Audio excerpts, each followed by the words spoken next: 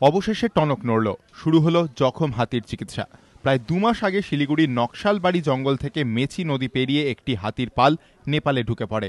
বনকর্মীদের দাবি, সেখানে ভুট্টা ক্ষেতের কর্মীদের গুলিতে 5টি হাতি জখম হয়। মাসখানেক আগে আহত 2টি হাতিকে বন দফতর চিহ্নিত করলেও শুরু হয়নি তাদের চিকিৎসা। এবিপি আনন্দে এই খবর সম্প্রচারের পরই নড়েচড়ে বসে বন দফতর।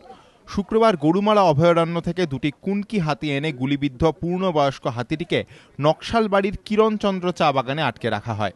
শনিবার আহত হাতিটিকে ঘুমপাড়ানি গুলিতে কাবু করে তার ডান পায়ের ক্ষতে চিকিৎসা করা হয়।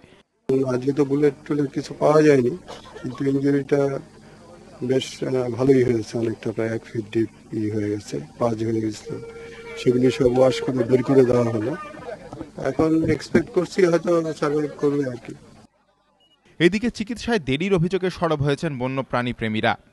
ট্রিটমেন্টটা ঠিকই আছে। এই ট্রিটমেন্টটা যদি আজ থেকে আরো 1 মাস বা 3 সপ্তাহ আগে হলে আমার মনে হয় বেশি ভালো হতো। যে ইঞ্জুরি আছে ওর আর যে পাস বেরোলো, যে সেপ্টিসেমিয়া হয়ে গেছে, ওটা অনেক সার্ভাইভ করতে টাইম লাগবে আর কি।